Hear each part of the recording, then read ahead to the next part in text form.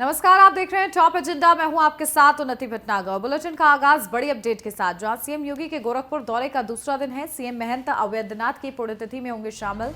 CM अपने गुरु महंत अवैधनाथ को श्रद्धांजलि देंगे। दोपहर में सीएम योगी गोरखपुर से लखनऊ के लिए वापस रवाना होंगे। तो देखिए, सीएम योगी आदित्यनाथ का 2 दिवसीय खास दौरा था गोरखपुर का, और इस दौरे का आज दूसरा दिन है। सीएम योगी इस दौरान अपने गुरु को नमन करेंगे, अपने गुरु को याद करेंगे। महंत अवैधनाथ को भावभीनी श्रद्धांजलि भी अर्पित करेंगे। आज खास इसके लिए सीएम योगी आदित्यनाथ, देखिए, उनका खास दौरा था 2 दिवसीय, जहां कल भी उनके बड़े कार्यक्रम रहे। और आज देखिए, सीएम योगी आदित्यनाथ दोपहर में सीएम योगी गोरखपुर से लखनऊ के लिए रवाना हो जाएंगे। लेकिन इससे पहले सीएम योगी अपने गुरु महंत अवैधनाथ को श्रद्धांजलि अर्पित करेंगे। तो अवैधनाथ की पुण्यतिथि में शामिल होना है सीएम योगी आदित्यनाथ को, और इसके लिए उनका 2 दिवसीय ये दौरा था। और आज जो दौरे का दूसरा दिन है, दोपहर बाद जो है सीएम योगी आदित्यनाथ गोरखपुर से सीधा लखनऊ के लिए रवाना हो जाएंगे। तो गुरु साधना आज करते नजर आएंगे सीएम योगी, अपने गुरु को नमन करेंगे। आध्यात्मिक जीवन में उनके गुरु महंत अवैधनाथ हैं, और इसके लिए आज सीएम योगी आदित्यनाथ अपने गुरु को याद करेंगे, उनको भावभीनी श्रद्धांजलि भी अर्पित करेंगे, उनकी साधना को याद करेंगे, जो उन्होंने शिक्षा दी है उसको याद करेंगे। और चलिए सीधा रुख करते हैं, हमारे संवाददाता अश्विनी द्विवेदी हमारे साथ जुड़ गए हैं। अश्विनी, देखिए, सीएम योगी आदित्यनाथ का 2 दिवसीय ये खास दौरा, और अपने गुरु, राजनीतिक गुरु वो प्रधानमंत्री नरेंद्र मोदी को मानते हैं, लेकिन आध्यात्मिक गुरु वो महंत अवैधनाथ को उनके थे, और ऐसे में आज उनको याद करेंगे सीएम योगी। बिल्कुल। जो मुख्यमंत्री योगी आदित्यनाथ के गुरु हैं अवैधनाथ जी, उनका आज पुण्यतिथि है। उस मौके पर श्रद्धांजलि सभा में जो है शिरकत करेंगे मुख्यमंत्री। कहीं ना कहीं 2 दिवसीय दौरे पर मुख्यमंत्री थे गोरखपुर के, और गोरखपुर के दौरा न करके प्रवास करेंगे, क्योंकि इस दौरान बेहद ही निजी कार्यक्रम में मुख्यमंत्री शिरकत किया। वो अपने गुरु से जुड़े हुए दिग्विजयनाथ जी थे, उनकी पुण्यतिथि इसमें सम्मिलित हुए, और आज अवैधनाथ जी की पुण्यतिथि में सम्मिलित होंगे। निश्चित तौर पर दोनों दिन का कार्यक्रम बेहद ही महत्वपूर्ण रहा, क्योंकि इन दोनों दिनों में गोरखपुर के नाथ संप्रदाय के मानने वाले लाखों लोगों की संख्या में लोग पहुंचे हैं, जो भक्त हैं, अनुयायी हैं मठ के, वो पहुंचे हैं। और इस दिन मुख्यमंत्री योगी आदित्यनाथ कहीं ना कहीं एक गुरु और एक शिष्य की भूमिका में नजर आए। बाकायदा अपने गुरु को उन्होंने नमन किया, शिष्यों को आशीर्वाद दिया। निश्चित तौर पर ये थोड़ा अलग तरीके से मुख्यमंत्री दिखाई दे रहे थे, क्योंकि अक्सर वो कहीं ना कहीं बैठकों में दिखाई देते हैं, कभी जनता की सुनते रहते हैं। लेकिन काफी दिन बाद ऐसा मौका आया कि वो सिर्फ और सिर्फ जो अपने गुरु थे उनकी पुण्यतिथि कार्यक्रम में सम्मिलित हुए थे, रामकथा हो रही थी उसमें सम्मिलित हुए थे। निश्चित तौर पर जो कल का दिन रहा, काफी उनका बिजी शेड्यूल रहा।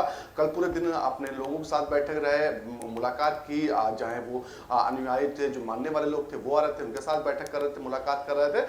बाकी आज का दिन है वो भी काफी महत्वपूर्ण है। आज गुरु अवैधनाथ की आज जो है पुण्यतिथि है, और इस मौके पर मुख्यमंत्री एक बार फिर जो है उनको श्रद्धांजलि सुमन अर्पित करेंगे, श्रद्धांजलि सभा में जाएंगे। और तमाम जो शिष्य होंगे, जो नाथ संप्रदाय के मानने वाले होंगे, जो गोरखनाथ मठ के अनुयायी होंगे, वो आज गोरखपुर पहुंच रहे हैं। वो मंदिर परिसर पहुंचेंगे, वहां पर जो गुरु गोरखनाथ का आशीर्वाद लेंगे, साथ ही साथ गुरु अवैधनाथ का आशीर्वाद लेंगे, और अपने गुरु योगी आदित्यनाथ का आशीर्वाद लेंगे। निश्चित तौर पर आज गोरखपुर में काफी भीड़ दिखाई देगी, मंदिर परिसर में काफी भीड़ रहेगी। साथ ही साथ सुरक्षा व्यवस्था को लेकर के भी अलर्ट किया गया है बाकायदा, क्योंकि इससे पहले देखा गया कि मुख्यमंत्री को कई बार धमकियां मिली हैं, जिसको देख लिहाज से जो लोकल इंटेलिजेंस यूनिट है, तमाम और खुफिया यूनिटें हैं, सबको एक्टिव किया गया, और सब कहीं ना कहीं मंत्रि परिषद की सुरक्षा की जिम्मेदारी अपने कंधों पर लिए। साथ ही साथ पुलिस प्रशासन है उसको भी अलर्ट किया गया। इसके अलावा जो लखनऊ से एडीजी खुद मॉनिटरिंग कर रहे हैं कि कहीं किसी तरह की चूक ना हो जाए उस मुख्यमंत्री की सुरक्षा को लेकर के। निश्चित तौर पर कार्यक्रम होगा, उसके बाद मुख्यमंत्री दोपहर लगभग 1 बजे के आसपास लखनऊ के लिए रवाना होंगे। जी बिल्कुल। और अश्विनी, देखिए, किस तरीके से सीएम योगी आदित्यनाथ एक बड़ा संदेश भी देते हैं। हालांकि ये बेहद ही निजी कार्यक्रम उनके रहते हैं, बावजूद इसके ये कोशिश की जाती है कि जल्द से जल्द जो है कहीं ना कहीं लोगों तक एक शिक्षा पहुंचाई जाए कि गुरु का एक जीवन में क्या महत्व होता है। सुनिए, आप बने रहिए हमारे साथ। हरेंद्र दुबे भी हमारे साथ जुड़ गए गोरखपुर से। हरेंद्र, क्या जानकारी, अब कितनी देर का और इंतजार करना होगा जब सीएम योगी आदित्यनाथ अपने गुरु को याद करेंगे, श्रद्धांजलि देंगे? बस चंद समय बचे, इस समय हम गोरखनाथ मंदिर में ही खड़े हैं। हम्म। चंद समय बचे हैं। अब उत्तर प्रदेश के मुख्यमंत्री योगी आदित्यनाथ अपने गुरु को श्रद्धा सुमन अर्पित करेंगे, श्रद्धांजलि देंगे। आज उनकी पूरी तिथि के अवसर पर खास तौर से एक सप्ताह से चल रहे रामकथा का समापन भी होगा और इस दौरान आज भोज का भी कार्यक्रम रखा गया है। खास तौर से तो गोरखपुर में जितने भी प्रतिष्ठित लोग हैं, जितने भी व्यापारी वर्ग हैं, सामाजिक लोग हैं, सबको आज भोज पर आमंत्रित किया गया है गोरखनाथ मंदिर में। तो बस चंद समय बचे हैं, अपने गुरु ब्रह्मलीन महंत अवैधनाथ के प्रतिमा पर पुष्पांजलि करेंगे उत्तर प्रदेश के मुख्यमंत्री और श्रद्धा सुमन अर्पित करेंगे। बिल्कुल। और इस दौरान कौन कौन से साधु संत वहां पर मौजूद रहेंगे हरेंद्र? देखिए, इस बार तो रामानुजाचार्य कई ऐसे अयोध्या पीठ से और देश के अनेक जगहों से संत महात्मा महंत के रूप में पधारे हुए हैं। जो यहाँ का महंत है यहाँ पर पहुंचे हुए हैं। नाथ संप्रदाय के लोग जुड़े हुए हैं, खासतौर से नेपाल से, नागालैंड से, अनेक अनेक जगहों से संत महात्मा यहाँ पहुंचे हैं, बड़ी संख्या में पहुंचे हैं। और एक सप्ताह तक लोगों का ये यहाँ पर विश्राम होता है और एक सप्ताह तक इस कार्यक्रम में लोग शिरकत करते हैं। खास तौर से और आज जब समापन समारोह करने के बाद, श्रद्धांजलि अर्पित करने के बाद वह लोग यहाँ से अपना धीरे धीरे करके प्रस्थान करेंगे। खासतौर से जो संत महात्मा गण आए हैं उनके आव भगत में कोई कोर कसर न रह जाए, इसको लेकर के उत्तर प्रदेश के मुख्यमंत्री योगी आदित्यनाथ विशेष ध्यान देते हैं। बिल्कुल ठीक है हरेंद्र, आप नजर बना के रखिएगा। बहुत शुक्रिया फिलहाल आपका। अश्विनी बने रहिए आप हमारे साथ। बढ़ते हैं आगे लखनऊ से अगली खबर, जहां आज विधानसभा में धरना देंगे सपा के विधायक। 5 दिन तक प्रदर्शन करने जा रही है समाजवादी पार्टी। मॉनसून सत्र से पहले सरकार को घेरने का प्रयास करेंगे। विधान भवन में चरण सिंह की प्रतिमा के पास धरना देंगे। कानून व्यवस्था, महंगाई, बेरोजगारी के विरोध में धरना, फर्जी मुकदमे दर्ज कराने जैसे मुद्दों का विरोध करेंगे। अखिलेश यादव भी धरना प्रदर्शन में शामिल हो सकते हैं। तो देखिए किस तरीके से कानून व्यवस्था, रोजगार को लेकर लगातार धरना प्रदर्शन किया जाएगा समाजवादी पार्टी की तरफ से। और चलिए सीधा अपडेट लेते हैं, हमारे संवाददाता अश्विनी हमारे साथ लगातार बने हुए हैं। अश्विनी, देखिए बेरोजगारी को लेकर, कानून व्यवस्था के मुद्दे को लेकर, झूठे मुकदमे में फंसाने को लेकर, इन तमाम मुद्दों को लेकर समाजवादी पार्टी शुरू से ही सरकार को घेरती आई है और अब बड़ी तैयारी है धरना प्रदर्शन की भी। बिल्कुल। समाजवादी पार्टी मानसून सत्र से ठीक पहले 19 सितंबर से मानसून सत्र शुरू होना, उससे ठीक पहले आज से जो है 5 दिवसीय धरना प्रदर्शन करने जा रही है विधानसभा में। ये धरना प्रदर्शन चौधरी चरण सिंह की प्रतिमा होगी, वहां पर होगा। निश्चित तौर पर काफी लंबे अरसे के बाद जो विपक्ष है उसने कहीं ना कहीं जनता के जुड़े मुद्दे हैं उनको लेकर के सरकार को घेरने की योजना बनाई है। लेकिन ये योजना अगर सड़क पर होती तो ज्यादा बेहतर रहता, क्योंकि जब सड़क पर प्रदर्शन होता तो आम जनता जो जनमानस होती है वो भी जुड़ता है, जिससे कहीं ना कहीं असर दिखाई देता है सरकार पर भी और विपक्ष को भी इसका फायदा मिलता है। हालांकि कहीं ना जो ट्विटर की राजनीति समाजवादी पार्टी कर रही थी उससे अब कुछ बाहर निकलने की कोशिश की और कोशिश के चलते ही ये प्रदर्शन करने आ रहे हैं। हालांकि इस बार जो मानसून सत्र होगा काफी हंगामेदार होने वाला है, क्योंकि सदन में भी जो समाजवादी पार्टी विपक्ष के रूप मुख्य पक्षी के रूप में और मजबूत स्थिति में है। ऐसे में कहीं ना कहीं सरकार के लिए भी सवालों का जवाब देना थोड़ा मुश्किल होगा। हालांकि जो मंत्री तमाम है यूपी सरकार गवर्नमेंट के, उनसे बाकायदा कहा गया है कि अपने विभागों से समन्वय बैठाकर पूरी जानकारी के साथ सदन में आए। अगर कोई विपक्षी सवाल पूछता है तो उसको बाकायदा जवाब दिया जा सके। निश्चित तौर पर आज का जो प्रदर्शन आज से शुरू हो रहा है, कहीं ना कहीं जो है आगामी 2024 का लोकसभा चुनाव है उसको लेकर के कहीं ना कहीं रणनीति तैयार की जा रही है समाजवादी पार्टी की ओर से। कहीं ना कहीं आज से जनता को याद दिलाया जा रहा है कि समाजवादी पार्टी मुख्यमंत्री पार्टी है और कहीं ना कहीं वो उनके मुद्दों को उठा रही है। हालांकि कितना असर पड़ता है इसका ये तो देखना होगा, लेकिन कहीं ना कहीं तमाम लोगों का कहना है कि अगर ये प्रदर्शन जो धरना हो रहा ये सड़क पर होता, सदन की जगह पे, तो इसका असर व्यापक पड़ता और लोग इसके साथ जुड़ते। लेकिन समाजवादी पार्टी कहीं ना कहीं अभी भी एक तरीके से गोल घेरे में घिरी हुई है और उससे बाहर नहीं निकल पा पा रही है।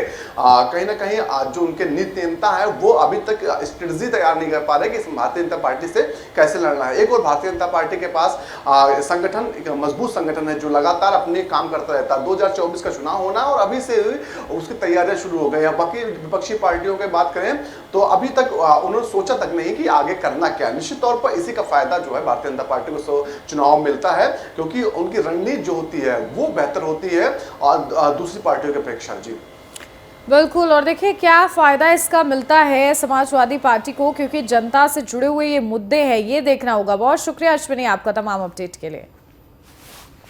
बढ़ते आगे गाजियाबाद से अगली खबर, जहां फारूक नगर गांव में तनाव की स्थिति है। एक विशेष समुदाय पर युवक की हत्या का आरोप है। मामले में पुलिस ने 3 लोगों को हिरासत में लिया है। आरोपियों ने युवक की हत्या की बात कबूली है। युवक की हत्या कर शव बड़े नाले में फेंका गया है। पुलिस ने मृतक की बाइक नाले से बरामद की। एनडीआरएफ की एक टीम शव की तलाश कर रही है। 4 दिन से युवक की शव की तलाश जारी है। युवक की हत्या से स्थानीय लोगों में आक्रोश भी देखने को मिल रहा है। तो देखिए आरोपियों ने युवक की हत्या की बात कबूल ली है। हत्या कर बताया जा रहा है कि शव को नाले में फेंक दिया गया है। और इस पूरे घटनाक्रम के बाद से ग्रामीण बेहद ही ज्यादा आक्रोशित हैं। पुलिस ने मृतक की बाइक को नाले से फिलहाल बरामद किया है। एनडीआरएफ की टीम शव की तलाश लगातार कर रही है। और चलिए सीधा अपडेट लेते हैं गाजियाबाद से। हमारे संवाददाता जितेंद्र गौतम हमारे साथ जुड़ गए हैं। जितेंद्र, क्या अपडेट मिल रही है? देखिए इस पूरे मामले को लेकर जहां एक तरफ ग्रामीण जो है आक्रोशित नजर आ रहे हैं, तो वहीं 4 दिन से लगातार कोशिश की जा रही है शव को तलाशने की। फिलहाल क्या अपडेट अभी की? जी बिल्कुल, देखिए 4 दिन से लगातार शव की तलाश की जा रही है, क्योंकि रात को रेस्क्यू रोक दिया जाता है और फिर सुबह होते ही एनडीआरएफ एक बार फिर से रेस्क्यू करती है। लेकिन अभी तक जो है शव मिल नहीं पाया है। नाला भी काफ़ी बड़ा है और लगातार छानबीन की जा रही है। और साथ ही अगर स्थानीय लोगों की बात करें, जहां 3-4 दिन से लगातार डेड बॉडी नहीं मिली है, तो इलाके में सांप्रदायिक दंगे की जो संभावनाएं हैं वो बढ़ती जा रही हैं, जिसको लेकर पूरे गांव में पुलिस बल भी तैनात है और लगातार लोगों को समझाया जा रहा है। और दूसरी ओर पुलिस ने 3 युवकों को हिरासत में भी लिया, जिनसे लगातार पूछताछ की जा रही है। और अगर ऑफलाइन बात करें तो ऑफलाइन में एक अधिकारी ने कहा है कि उन्होंने हत्या की बात भी कबूली है, लेकिन हत्या किस तरह से की है, किस पर्पज़ से की है, ये तमाम ऐसी चीज़ें हैं जो अभी भी गुत्थी इसकी उलझी हुई है। अब बहरहाल अब इंतजार इस बात का है कि जब डेड बॉडी मिलती है फिर उसके बाद लगा पोस्टमार्टम होगा और इसके साथ ही फिर अधिकारी कुछ कह पाएंगे। जी बिल्कुल। और देखिए क्या अधिकारियों की तरफ से फिलहाल प्रथम दृष्टया में कहा जा रहा है कि क्योंकि आरोपियों ने अपना गुनाह कबूला है कि उन्होंने ही हत्या की है। जी बिल्कुल, देखिए इन्होंने अपना जो गुनाह है वो कबूल लिया है, लेकिन जब तक डेड बॉडी नहीं मिल जाती है, जब तक गुनाह जो है कबूलना ना कबूलना एक जैसा ही होगा, क्योंकि लगातार डेड बॉडी की जो है शिनाख्त की जा रही है कि मिल जाए। लगातार रेस्क्यू ऑपरेशन चलाए जा रहे हैं। इसके अलावा अगर बात करें गांव के माहौल की, जिस युवक की हत्या की गई है वो एक दलित हिंदू से आता है और जिन्होंने हत्या की है वो मुस्लिम समाज से आते हैं, तो जिसकी वजह से गांव में स्थिति काफ़ी तनावपूर्ण बनी हुई है। हालांकि शांति व्यवस्था लगातार बरकरार है, लेकिन ऐसे में कुछ भीम आर्मी के लोग भी वहां पर पहुंचे थे, जिनका कहना था कि अभी तक लाश क्यों नहीं मिली और जिन्होंने ये काम कराया है, जिन्होंने ये हत्या कराई है, ये एक खास मकसद से कराई है। तो ऐसी तमाम चीज़ें हैं जो पूरी तरह से एक तरह से पूरे इस मामले को राजनीतिक तूल पकड़ने की भी बात मानी जा रही है। बिल्कुल, चलिए बहुत शुक्रिया आपका तमाम अपडेट के लिए। और अब बढ़ते आगे नोएडा से अगली खबर, जहां आईपीएस मंजिल सैनी के नाम से फेक अकाउंट, जहां दोस्तों और घर वालों को भेजे आपत्तिजनक मैसेज, फेक अकाउंट बनाकर भेजे गए हैं आपत्तिजनक मैसेजेस। जहां मंजिल सैनी के नाम से इंस्टाग्राम पर फेक अकाउंट है। मंजिल सैनी ने थाना सेक्टर 113 में एफआईआर दर्ज कराई। जालौन के रहने वाले ऋषि सैनी के खिलाफ एफआईआर दर्ज कराई गई है। तो देखिए इंस्टाग्राम पर फेक अकाउंट और फेक अकाउंट के जरिए आपत्तिजनक मैसेजेस जो है घर वालों को, दोस्तों को भेजे गए हैं, जिसके बाद पीड़ित ने तहरीर दी है और इस तहरीर में ऋषि सैनी के खिलाफ एफआईआर दर्ज कराई गई है। और चलिए हमारे ब्यूरो चीफ निशांत शर्मा हमारे साथ जुड़ गए इस खबर पर। निशांत, देखिए क्या ये पूरा मामला रहा है जहां एक फेक अकाउंट बनाया गया इंस्टाग्राम पर और उसके जरिए आपत्तिजनक मैसेजेस भेजे जा रहे हैं? क्या किसी तरीके का पहले कोई रंजिश है या विवाद चल रहा है? सामने आया। एक युवक जो है, एक IPS का इंस्टाग्राम फर्जी तरीके से फेक अकाउंट बनाता है और इंस्टाग्राम का एक फेक अकाउंट बनाने के बाद वो कहीं ना कहीं आपत्तिजनक मैसेज लगातार लोगों को भेज रहा था, जिसको लेकर जो मंजूरी सैनी IPS है कई जनपदों में कप्तान खुद रह चुकी है। तो कहीं ना कहीं अब उन्होंने सेक्टर 113 नोएडा के थाना 113 में एक FIR दर्ज कराई है। हालांकि जालौन का रहने वाला है ये युवक, जिसका नाम ऋषि सैनी बताया जा रहा है। पुलिस का, नोएडा पुलिस का भी दावा है जल्दी इस आरोपी को गिरफ्तार कर लिया जाए और गिरफ्तार करने के बाद पूछताछ की जाएगी, तभी पूरा खुलासा हो पाएगा कि किन कारणों की वजह से इसने ये फेक अकाउंट बनाया और लोगों को ये गलत मैसेज, आपत्तिजनक मैसेज क्यों कर रहा है। तो कहीं ना कहीं अब इस मामले में FIR दर्ज कर ली गई है। हालांकि संगीत धाराओं में ये जो है FIR दर्ज की गई है और तत्काल प्रभाव से अब नोएडा पुलिस जो है एक्शन में है, क्योंकि एक IPS का मामला है।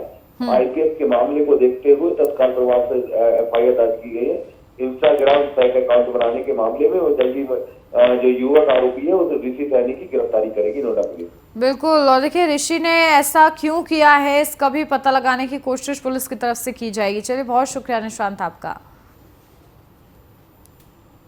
बाराबंकी से अगली खबर, जहां ऊर्जा मंत्री AK शर्मा ने औचक निरीक्षण किया। मंत्री के निरीक्षण के दौरान अव्यवस्थाओं की पोल खुली, जहां टॉर्च की रोशनी में ऊर्जा मंत्री को करना पड़ा निरीक्षण। उपकेंद्र पर ऊर्जा मंत्री के निरीक्षण के दौरान लाइट गायब रही। घंटों तक मोबाइल की रोशनी में मंत्री ने निरीक्षण किया। मंत्री AK शर्मा ने अधिकारियों को फटकार लगाई। सुचारू रूप से बिजली सप्लाई करने के निर्देश भी दिए गए हैं। तो देखिए, औचक निरीक्षण के लिए पहुंचे थे मंत्री और इस दौरान तमाम बड़ी अव्यवस्था उनको देखने को मिली है। चलिए सीधा अपडेट, हमारे संवाददाता भोलानाथ रावत जुड़ गए बाराबंकी से। भोलानाथ, देखिए AK शर्मा पहुंचे जब निरीक्षण करने के लिए, तो वहां पर उन्हें निरीक्षण ही टॉर्च की लाइट में करना पड़ा। अधिकारियों को फटकार लगाई गई है। कैसा अब आप वहां पर देख रहे हैं, क्या संज्ञान लिया गया है उनके निर्देशों का? देखिए, बिल्कुल बता दें, देखिए देर रात उत्तर प्रदेश के ऊर्जा मंत्री औचक निरीक्षण करने पहुंचे थे, जहां पर बड़ेल उप विद्युत उपकेंद्र का औचक निरीक्षण किया। निरीक्षण के दौरान विद्युत उपकेंद्र पर बिजली गायब मिली। इस दौरान बिना बिजली के टार्च की रोशनी में विद्युत ऊर्जा मंत्री को निरीक्षण करना पड़ा, जिसको लेकर ऊर्जा मंत्री काफी नाराज दिखे और विद्युत अधिकारियों को कड़ी फटकार लगाते हुए रोस्टर के हिसाब से बिजली देने के निर्देश दिए। सरकार लगातार बिजली की बात करती है कि बिजली ग्रामीण क्षेत्रों में 17 से 18 घंटा बिजली सप्लाई की जाती है और शहरी क्षेत्रों में 22 घंटे बिजली देने की बात कर रहे हैं। लेकिन जिस प्रकार से ऊर्जा मंत्री ने औचक निरीक्षण किया और बिजली गायब मिली, तो कहीं न कहीं विद्युत विभाग के अधिकारियों की लापरवाही और विद्युत की जो लापरवाहियां थी वो ऊर्जा मंत्री के सामने उजागर हुई। हालांकि ऊर्जा मंत्री ने इस पर कड़ी नाराजगी जाहिर करते हुए सख्त निर्देश देते हुए कहा कि रोस्टर के हिसाब से बिजली दी जाए, अन्यथा कड़ी कार्रवाई की जाएगी। जी बिल्कुल, और देखिए निर्देश दे दिए गए हैं। अब इन निर्देशों का किस तरीके से पालन किया जाता है ये देखना होगा। बहुत शुक्रिया भोलानाथ आपका। दिल्ली से अगली खबर, जहां सिर्फ कागज पर चल रही है राजनीतिक पार्टियों पर एक्शन। जहां चुनाव आयोग ने राजनीतिक पार्टियों पर एक्शन लिया है। 86 राजनीतिक पार्टियों को निर्वाचन आयोग ने हटाया है। सूची से 253 निष्क्रिय हो चुके राजनीतिक दलों को भी हटाया है। इन पार्टियों का चुनाव चिन्ह भी रद्द कर दिया गया है। तो देखिए, जो पार्टियां सिर्फ कागजों पर थीं, उन पार्टियों का चुनाव चिन्ह भी रद्द किया गया है। साथ ही साथ उन तमाम पार्टियों को हटाया गया है। सूची से करीब 253 निष्क्रिय हो चुके हैं राजनीतिक दलों को भी हटाया गया है। साथ ही साथ 86 राजनीतिक पार्टियों को निर्वाचन आयोग ने हटा दिया है, जो कि केवल कागजों पर ही थी और इसी के चलते ये बड़ी कार्रवाई निर्वाचन आयोग की तरफ से की गई है। साथ ही चुनाव आयोग ने राजनीतिक पार्टियों पर एक्शन लेने के साथ साथ ये करीब 86 राजनीतिक पार्टियां हैं जिनका चुनाव चिन्ह भी रद्द कर दिया गया है। प्रयागराज से अगली खबर, जहां सामूहिक हत्याकांड में बाहुबली ब्रिजेश सिंह तलब किए गए हैं। इलाहाबाद हाईकोर्ट ने बाहुबली ब्रिजेश सिंह को तलब किया है। 36 साल पहले चंदौली में हुई थी 7 लोगों की हत्या, तो वही मामले में माफिया ब्रिजेश सिंह को तलब किया गया है। बाहुबली ब्रिजेश सिंह तलब आज कोर्ट में उन्हें पेश होना है। तो देखिए, माफिया को तलब किया गया है। 36 साल पहले सामूहिक हत्याकांड में 7 लोगों की हत्या थी का ये पूरा मामला है, जिसमें माफिया ब्रजेश सिंह को कोर्ट में पेश होने के लिए कहा गया है और आज इलाहाबाद कोर्ट में उनकी पेशी होगी।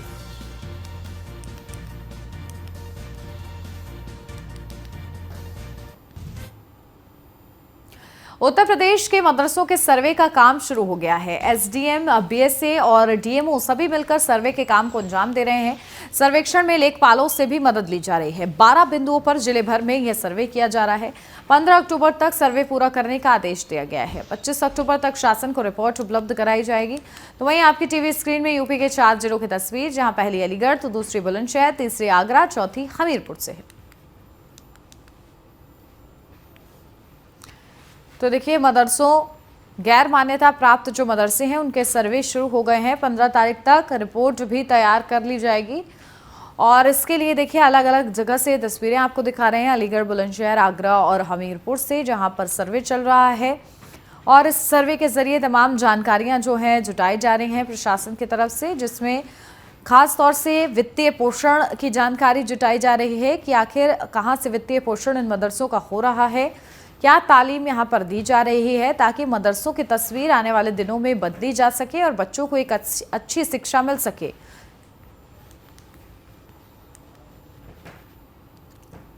कुशीनगर में शिक्षा के मंदिर में अश्लीलता का डांस परोसा जा रहा है। अश्लील भोजपुरी गानों पर छात्र छात्राओं के साथ शिक्षक और शिक्षिका जमकर थिरके दिखाई दे रहे हैं। वहीं अब शिक्षा के मंदिर में हुए अश्लीलता गानों पर डांस का वीडियो तेजी से वायरल हो रहा है, जिसके वायरल वीडियो कुशीनगर के नौरंगिया स्थित सरस्वती देवी महाविद्यालय का बताया जा रहा है।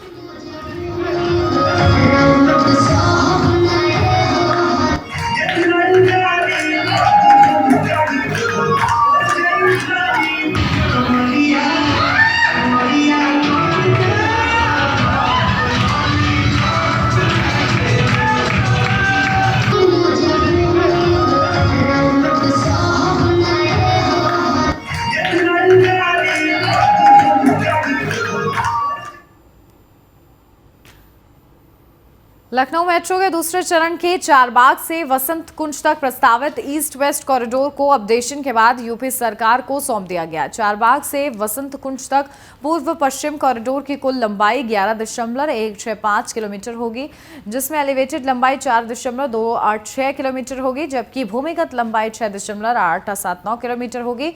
इस कॉरिडोर में कुल स्टेशनों की संख्या 12 होगी, जिसमें 7 भूमिगत और 5 एलिवेटेड स्टेशन होंगे।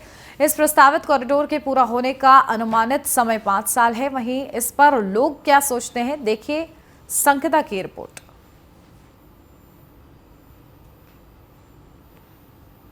भैया, लखनऊ मेट्रो की सीमाएं जो है वो और बढ़ा दी जा रही है, क्या कुछ फायदा होगा? जी बहुत फ़ायदा होगा जनता को, इसलिए कि आजकल भीड़ भाड़ जैसी पॉश इलाकों में जैसे चलना यहाँ का बहुत रोड में मुश्किल हो रहा है।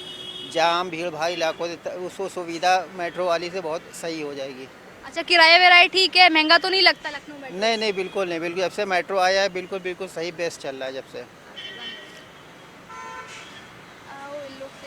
अब अपनी सीमाएं और बढ़ा रही है, क्या कुछ आसानी होने को?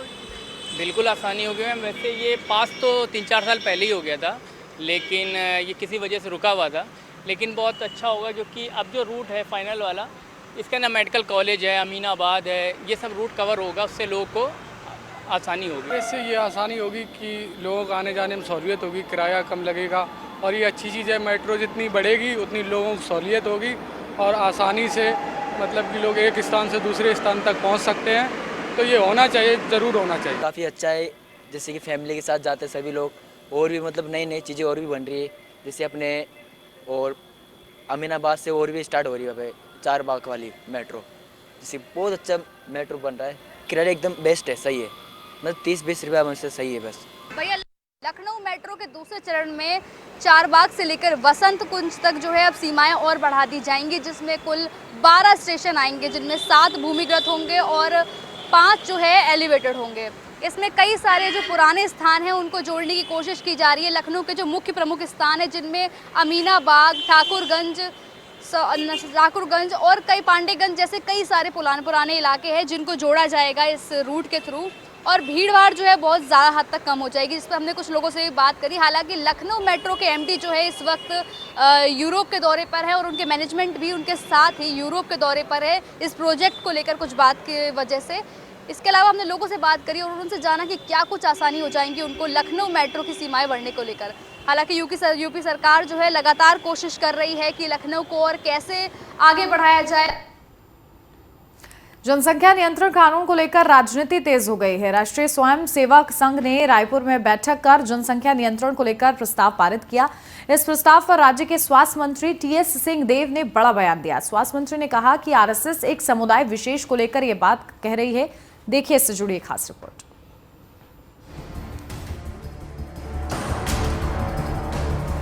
बढ़ती आबादी, संसाधनों पर बढ़ता दबाव और इस दबाव ने क्या वाकई आरएसएस के माथे पर पसीना ला दिया है, क्योंकि एक बार फिर संघ ने देश में जनसंख्या नियंत्रण नीति बनाने पर जोर दिया है। संघ ने प्रस्ताव पारित किया इस पर।